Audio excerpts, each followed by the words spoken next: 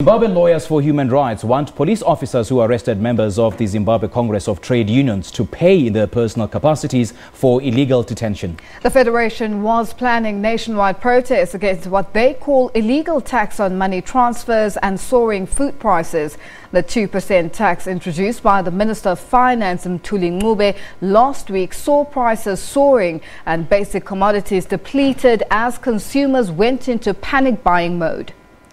And the Zimbabwe Congress of Trade Unions planned a nationwide protest. But before it could start, about 25 people were arrested at the ZCTU head office in Harare. 19 activists were arrested in Mutare and 13 in Masvingo. Several images of police surrounding ZCTU officers and of people dressed in ZCTU regalia detained went viral. Police told the lawyers that the members would be released tomorrow, but the human rights lawyers say they will sue the police officers responsible in their personal capacities to get monetary damages.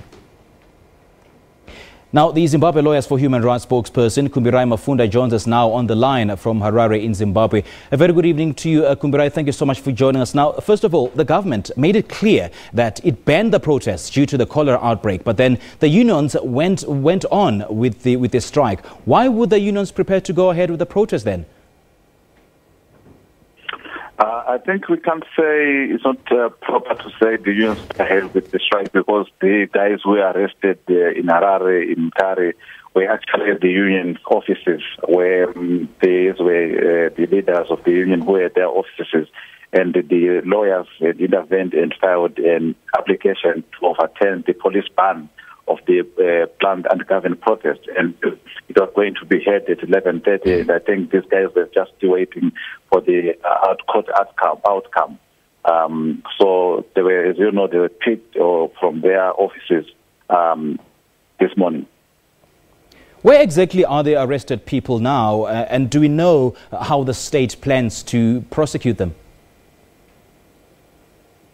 In Harare, we can confirm that 7 leaders of the Zimbabwe Congress of Trade Unions, including the Labour Union's president, Peter Mtasa, the Secretary General, Jafet Moyo, and others were arrested this morning, and they have now been charged with the contravening Section 41 of the Criminal Law Codification Act, which the police claim that they behaved in a disorderly manner in public. So this is the charge which the police have preferred against the 7 union leaders in Harare. And in Mutare, we know that 20 people were arrested and they are currently detained in police custody, who have also been charged with contravening Section 37 of the Criminal Law Codification and Reform Act, which speaks to public violence. They are claiming that they gathered unlawfully to commit public violence.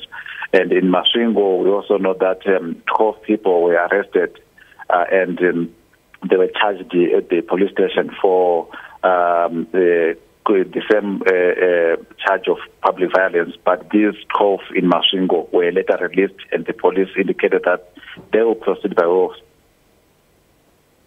Now, we do understand that a Harare magistrate dismissed a court application by the Zimbabwe Lawyers for Human Rights. Okay, we seemingly have lost Kumbirai. That was Zimbabwe Lawyers for Human Rights spokesperson Kumbirai Mafunda. Well, time permitting, we'll try to re-establish connection with him. He's speaking to us live on the line from Harare.